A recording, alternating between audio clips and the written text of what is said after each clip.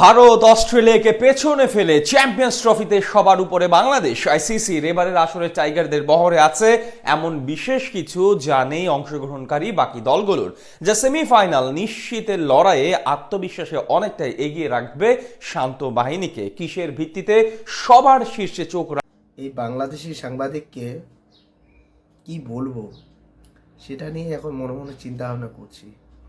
আচ্ছা, আগে এটা বলুন তো, আপনারা এক্সপায়ারি গাঁজা অথবা এই যে ফেন্সি ডিল কেন খান বলুন তো? মাঝে মাঝে আমরাও ভাবি বাংলাদেশ সেই ফাইনাল খেলবে, তারুণ্য নির্ভর বাংলাদেশ, তা আবার কি নাম, শান্ত হৃদয় শান্ত টান্ত।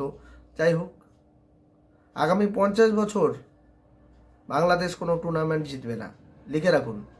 কোনো যদি আপনাদের কাছে স্পেশাল কিতাব থাকে মাদ্রাসাতে, সেই কিতাবের মধ্যে লিখে রাখুন আগামী 50 বছর বাংলাদেশ কোনো টুর্নামেন্ট জিতবে না। আমি বেঁচে থাকি চাই না থাকি সেটা পরের ব্যাপার, হয়তো আমি 50 বছর বাঁচতে নাও পারি, কিন্তু বাংলাদেশ কোনো টুর্নামেন্ট জিতবে না। কারণটা বুঝতে পারছেন? ক্রিকেট খেলা আর গরু পাচার এক জিনিস নয়। আপনারা গরু পাচারে পারদর্শী, ক্রিকেটে না। তো যাই হোক, এই ক্রিকেট নিয়ে এত মাথা ঘামানোর দরকার নেই। আসবেন, খেলবেন, ওই বৃষ্টির জন্য 1 পয়েন্ট যেমন পেয়েছেন ওরকম 2-1টা পয়েন্ট নিয়ে 2-1 কোটি টাকা নিয়ে বাড়ি চলে যাবেন। ব্যাস, এতটুকুনি।